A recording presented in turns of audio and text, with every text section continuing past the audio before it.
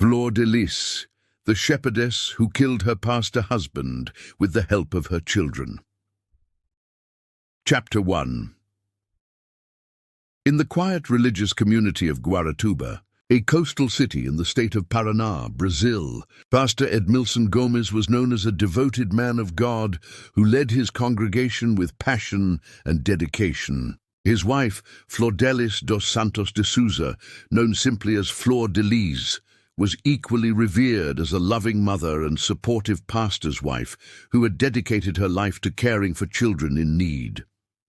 Together, they had built what appeared to be an extraordinary family, adopting and fostering over 50 children throughout their marriage, creating a household that seemed to embody Christian values of love, charity, and compassion. Flor de Lis was celebrated as a modern-day saint, a woman who had opened her heart and home to society's most vulnerable children.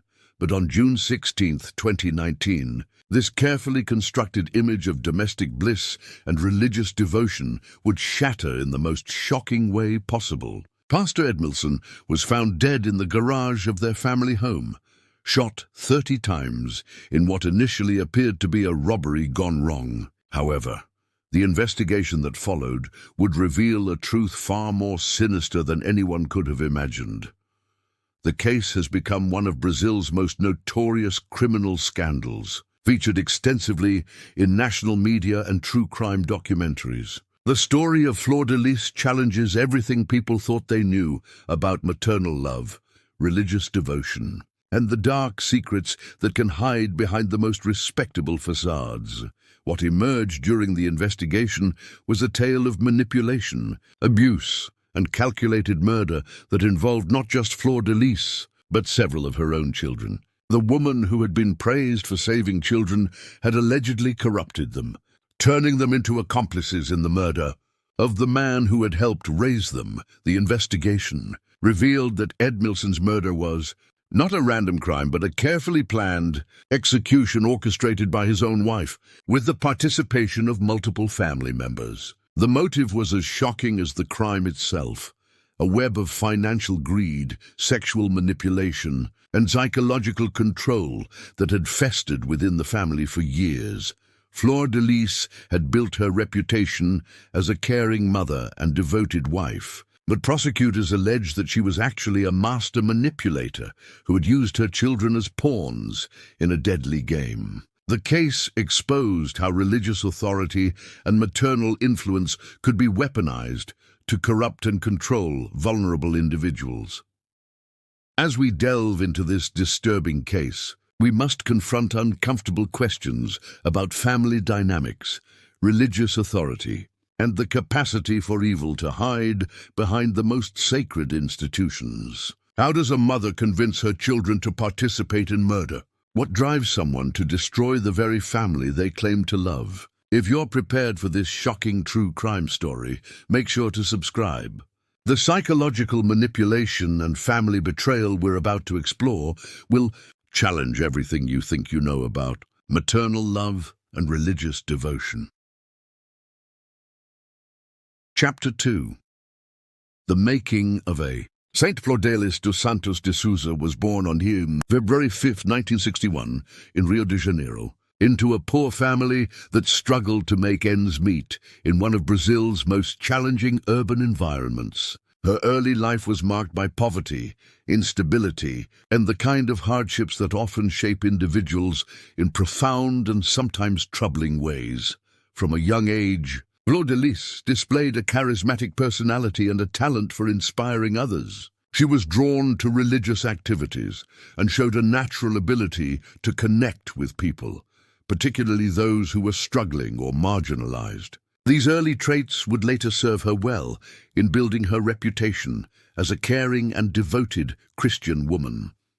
In her late teens, Flor de Lis began what would become her life's work, caring for abandoned and neglected children. She started by taking in street children and orphans, providing them with food, shelter, and what appeared to be genuine maternal love. Her work with these vulnerable children earned her recognition and respect within her Community Flor de Lis's reputation as a caring mother figure grew throughout the 1980s and 1990. As she continued to adopt and foster children, she claimed to be motivated by Christian love and a desire to help society's most vulnerable members. Her work was celebrated by local media and religious organizations, who portrayed her as a modern-day Mother Teresa. It was during this period that Flor de Lis met Edmilson Gomes, a young man who shared her apparent passion for helping children and serving God. Edmilson was studying to become a pastor and was impressed by Flor de Lis's dedication to caring for abandoned children. Their relationship began as a partnership in ministry and social work. Edmilson and Flor de Lis married in 1991, combining their efforts to create what they claimed was a family dedicated to Christian service. Edmilson formally adopted many of the children that Flor de Lis had been caring for, and together they continued to take in more children who needed homes.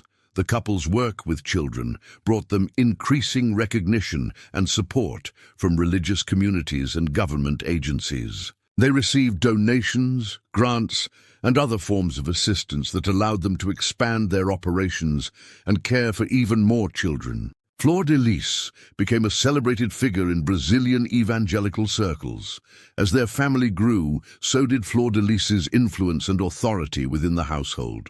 She positioned herself as the undisputed matriarch, making all major decisions and controlling every aspect of family life. Her children, both biological and adopted, were taught to view her as an almost divine figure whose word was law.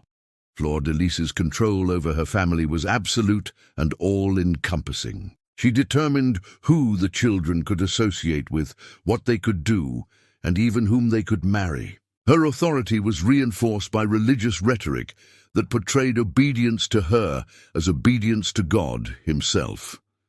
The family's public image was carefully cultivated and maintained. They appeared at religious events, gave interviews to media outlets, and were featured in documentaries about their charitable work. Flor de Lis was portrayed as a selfless woman who had sacrificed her own comfort to care for society's unwanted children.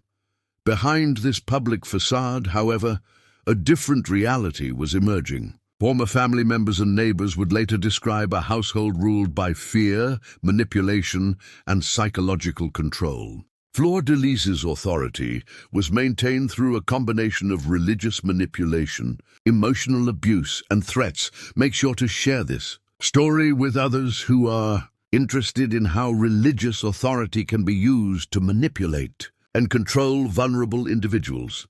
The children in Flor de Lis's care were isolated from the outside world and taught to view their adoptive mother as their savior and protector.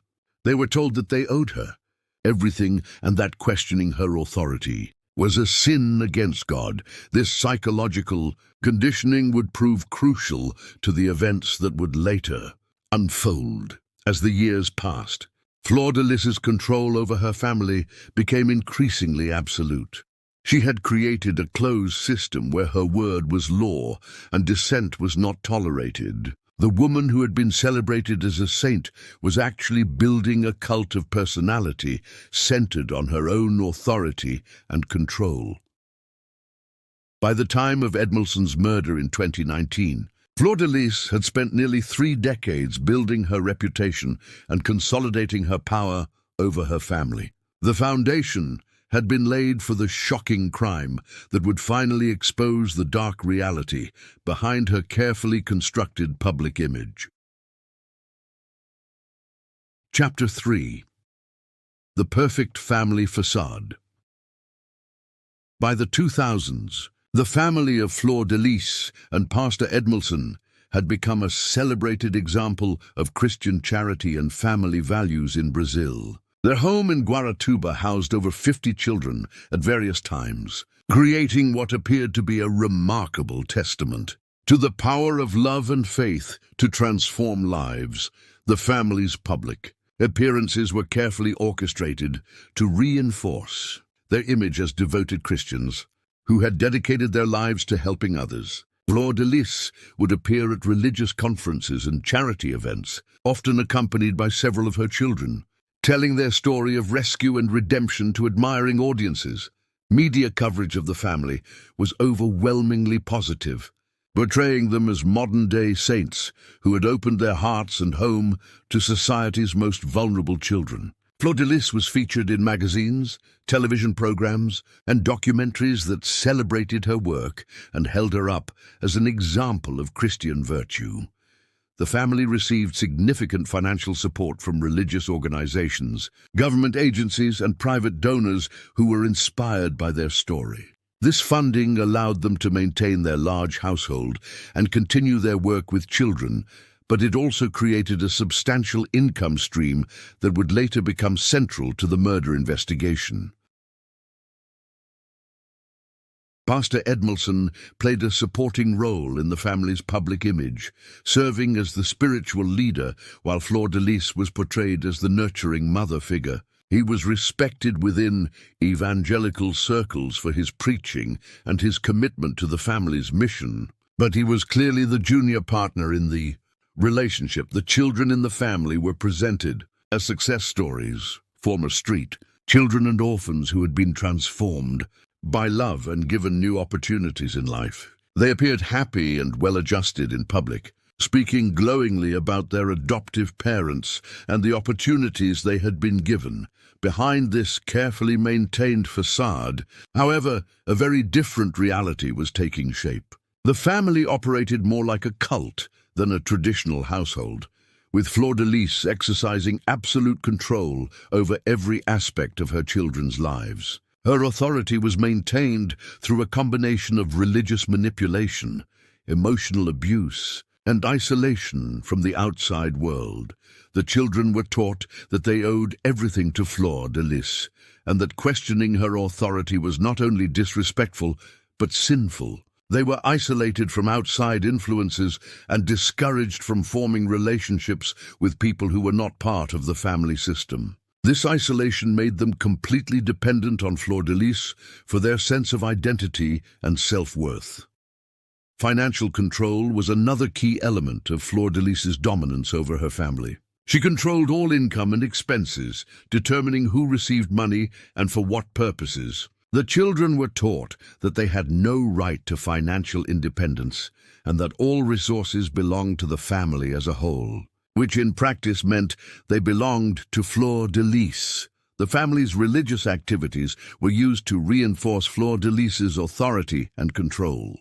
She positioned herself as God's representative within the family, claiming that her decisions were divinely inspired and that disobedience to her was disobedience to God.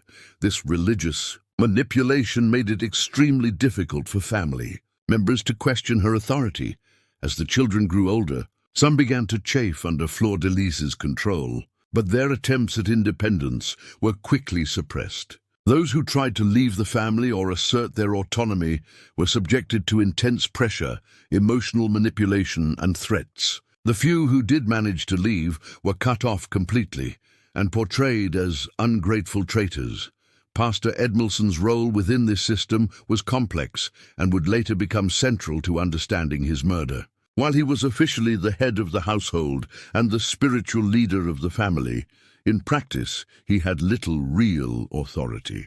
Flor de Lis made all important decisions and controlled the family's resources and activities. Don't forget to hit that like button if you're finding this analysis of family manipulation as disturbing. As we are, the relationship between Flor de Lis and Edmilson had deteriorated significantly by the late 2010s, though this was carefully hidden from public view. Sources close to the family would later reveal that Edmilson had begun to question some of Flor de Lis's methods and had expressed concerns about the way the family was being run. Edmilson's growing independence and willingness to challenge Flor de Lis's authority created tension within the family system. His position as pastor gave him some legitimacy to question family decisions, and his concerns about financial management and the treatment of the children posed a potential threat to Flor de Lis's control. The perfect family that had been celebrated in the media and religious communities was actually a carefully constructed illusion designed to hide a system of control, manipulation, and abuse. The cracks in this facade were beginning to show, setting the stage for the violent confrontation that would ultimately destroy everything Flor de Lis had built. Chapter 4. The murder plot unfolds. By early 2019, the tensions within the family had reached a breaking point. Pastor Edmilson had become increasingly vocal about his concerns regarding Flor de Lis's management of the family's finances and her treatment of the children. His growing independence and willingness to challenge her authority posed an existential threat to the system of control. She had spent decades building the financial aspects of the family's operations had become particularly contentious. Edmilson had discovered irregularities in how donations and government assistance were being handled, and he had begun asking uncomfortable questions about where the money was going. His inquiries threatened to expose financial improprieties that could have destroyed the family's reputation and income stream. Flor de Lis's response to Edmilson's challenges was swift and calculated. Rather than address his concerns or modify her behavior, she began planning his elimination. The woman who had spent years manipulating and controlling her children would now use those same skills to orchestrate her husband's murder.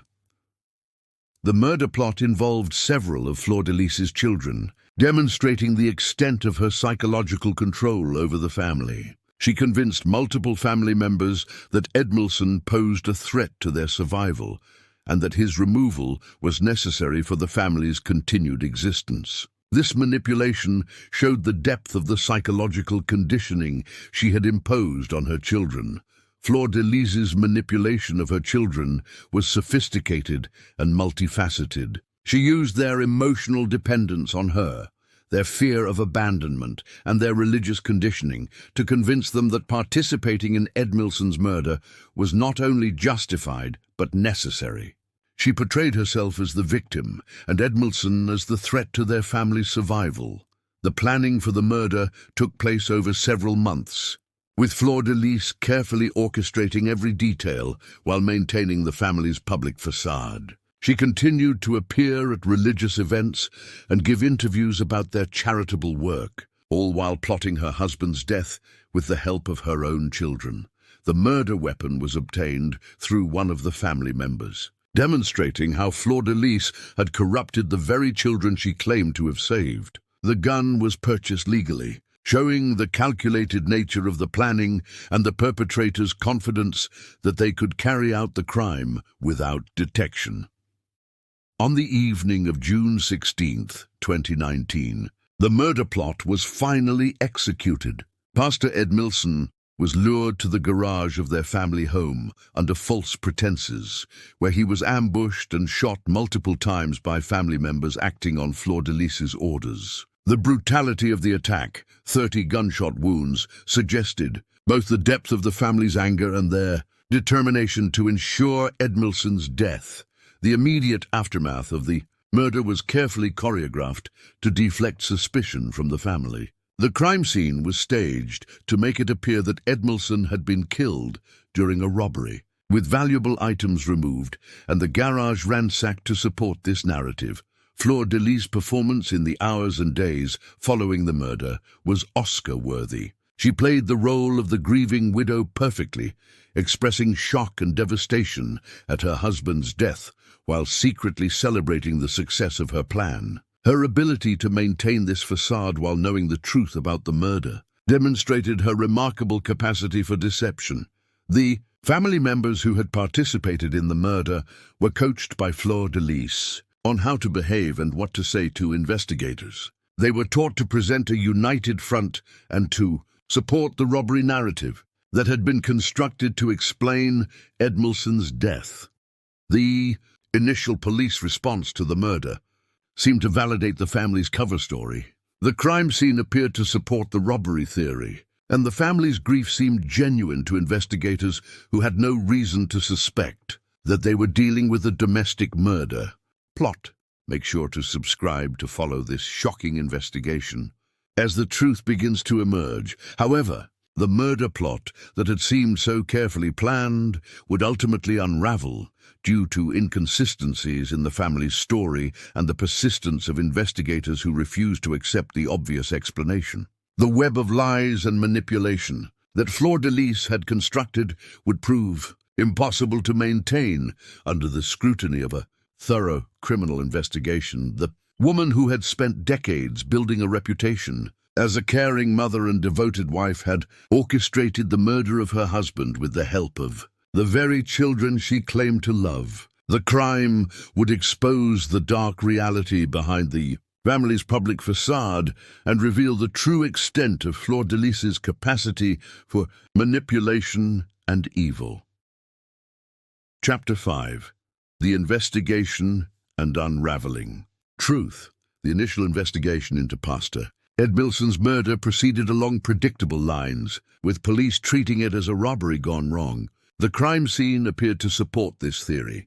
Valuable items were missing, the garage had been ransacked, and the family seemed genuinely devastated by their loss. However, experienced investigators soon began to notice inconsistencies that didn't fit the robbery narrative. Detective Inspector Alan Duarte, who was assigned to lead the investigation, was struck by several anomalies at the crime scene. The pattern of gunshot wounds suggested that the victim had been executed rather than killed during a struggle with robbers. The excessive number of shots, 30 in total, indicated a level of rage and personal animosity that was inconsistent with a random robbery. The investigation team also noticed that the staging of the crime scene seemed too perfect. Robbers typically take valuable items quickly and leave, but the scene suggested that someone had carefully arranged it to support a specific narrative. The missing items were selectively chosen, and the ransacking appeared deliberate rather than frantic. As investigators began interviewing family members, they encountered a level of coordination in their stories that seemed suspicious. The family members all told remarkably similar accounts of the evening's events, with details that matched too perfectly to be natural. This coordination suggested that the family had been coached on what to say. The financial investigation into the family's affairs revealed significant irregularities that provided a potential motive for murder. Edmilson had been asking questions about missing donations and questioning Flor de Lis's financial management in the weeks before his death. These inquiries had created tension within the family and threatened to expose financial improprieties. Phone records and digital evidence began to paint a different picture of the family dynamics than what had been presented to investigators. Communications between family members revealed discussions about Edmilson that were far from loving, and there were indications that a plan had been developing over several months. The breakthrough in the case came when one of the younger family members, overwhelmed by guilt and fear, began to crack under questioning. This family member provided investigators with the first hints that the murder had been an inside job. Though they were initially reluctant to implicate Flor de Lis directly, as the investigation intensified, more family members began to reveal the truth about what had happened on the night of the murder. The carefully constructed facade of family unity began to crumble as investigators applied pressure and offered protection to those willing to cooperate. The revelation that multiple family members had been involved in the murder shocked investigators and the public alike. The idea that a mother could manipulate her own children into participating in murder challenged fundamental assumptions about family relationships and maternal love. Flor de Lis's reaction to the mounting evidence against her family was to maintain her innocence while attempting to control the narrative. She continued to play the role of the grieving widow and claimed that any family members who implicated her were lying or had been coerced by police. The investigation revealed the sophisticated nature of Flor de Lis's psychological manipulation of her family. Investigators discovered that she had used religious authority, emotional dependency, and fear to control her children's behavior for decades. This control had been so complete that she was able to convince them to participate in murder. As more evidence emerged, the true scope of Flor de Lis's crimes became apparent. The murder of Edmilson was not an isolated incident, but the culmination of years of psychological abuse, financial fraud, and manipulation. The woman who had been celebrated as a saint was revealed to be a master manipulator who had corrupted the very children she claimed to have saved. The arrest of Flor de Lis and several family members sent shockwaves through Brazilian society. The case challenged everything people thought they knew about the family and exposed the dark reality behind their carefully maintained public image. Don't forget to like this video if you're finding this investigation as shocking as the crime itself. The investigation also revealed the extent to which Flor de Lis had used her religious authority to justify and enable her crimes. She had convinced her family that their actions were divinely sanctioned and that questioning her authority was tantamount to questioning God himself. The unraveling of the murder plot exposed not just the crime itself, but the entire system of control and manipulation that Flor de Lis had built over decades. The investigation revealed how a person in a position of trust and authority could use that position to corrupt and control vulnerable individuals, ultimately leading them to participate in the most serious of crimes. Chapter 6. Trial, Justice, and Aftermath. The trial of Flor de Lis and her co-conspirators began in late 2021 and immediately became one of Brazil's most closely watched criminal proceedings. The courtroom was packed with media representatives, victims' rights advocates, and members of the public who were fascinated by the case that had shattered so many assumptions about family, faith, and maternal love. The prosecution, led by prosecutor Marcos Katz, presented a comprehensive case that detailed not only the murder plot, but the decades of psychological manipulation that had made it possible. They argued that Flor de Lis was the mastermind behind a sophisticated criminal enterprise that had used religious authority and maternal influence to corrupt and control vulnerable children. The evidence presented during the trial was overwhelming and disturbing. Prosecutors showed how Flor de Lis had systematically isolated her children from outside influences, controlled their finances, and used religious manipulation to maintain absolute authority over their lives. This psychological conditioning had made it possible for her to convince them to participate in murder. Testimony from family members who had participated in the murder was particularly powerful and emotional. These individuals, many of whom were still young adults, described how they had been manipulated and coerced into participating in a crime they now deeply regretted. Their testimony revealed the extent of Flor de Lis's psychological control over her family. The prosecution also presented evidence of Flor de Lis's financial crimes, showing how she had misappropriated donations and government assistance intended for the children in her care. These financial improprieties provided a clear motive for the murder, as Edmilson's questions about the family's finances had threatened to expose her crimes. Flor de Lis's defense team faced an almost impossible task, given the strength of the evidence against their client. They attempted to argue that she was a loving mother who had been wrongly accused by ungrateful children. But this narrative was contradicted by overwhelming evidence of her manipulation and control. The defense also tried to portray Flor de Lis as a victim of circumstances, arguing that the pressures of caring for so many children had driven her to desperate measures. However, the evidence showed that her crimes were calculated and deliberate rather than the result of desperation or mental illness.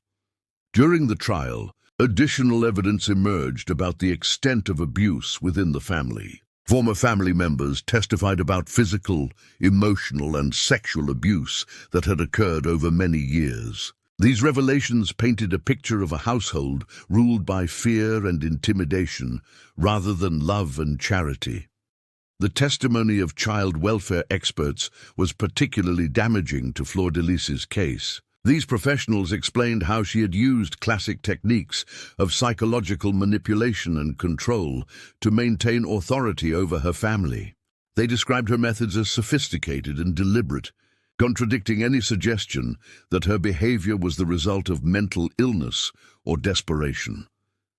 The trial also revealed the broader impact of Flor de Lis's crimes on the children who had been in her care. Many of these individuals, now adults, testified about the lasting psychological damage they had suffered as a result of their experiences in the family. Their testimony highlighted the long-term consequences of the abuse they had endured. On March 15, 2022, the jury returned guilty verdicts against Flor de Lis and several family members who had participated in the murder. The verdicts were seen as a victory for justice and a vindication of the investigation that had exposed the truth about the family's crimes. Flor de Lis was sentenced to 50 years in prison for her role in orchestrating the murder, while the family members who had participated in the crime received lesser sentences based on their level of involvement and the extent to which they had been manipulated. The sentences reflected both the severity of the crimes and the complex dynamics that had led to them. The conviction of Flor de Lis sent shockwaves through Brazil's religious communities and prompted soul-searching about how such crimes could have gone undetected for so long. The case highlighted the need for better oversight of charitable organizations and more effective protection for vulnerable children. Make sure to share this story with others interested in how religious authority can be abused and the importance of protecting vulnerable individuals. The aftermath of the trial saw significant changes in how Brazilian authorities monitor and regulate charitable organizations working with children. New oversight mechanisms were implemented to prevent similar cases of abuse and exploitation, and training programs were developed to help identify signs of manipulation and control. The case also sparked broader discussions about the nature of family relationships and the potential for abuse within seemingly loving households. Mental health professionals used the case to educate the public about psychological manipulation and the warning signs of controlling behavior. For the surviving family members, the aftermath of the trial was a time of healing and rebuilding. Many of them required extensive therapy to overcome the psychological damage they had suffered, and some struggled to rebuild their lives after years of manipulation and control. The legacy of the Flor de Lis case continues to influence discussions about child welfare, religious authority, and the protection of vulnerable individuals. The case serves as a powerful reminder that evil can hide behind the most respectable facades, and that vigilance is required to protect those who cannot protect themselves. The woman who had been celebrated as a saint was revealed to be a master manipulator who had used her position of trust to corrupt and control vulnerable children. Her conviction brought justice for her victims, but also highlighted the ongoing need to protect vulnerable individuals from those who would exploit their trust and dependency. If this shocking true crime story has been as compelling as it has been disturbing, subscribe to the channel to discover other real cases that have challenged our understanding of family, faith, and the capacity for evil to hide behind the most trusted institutions.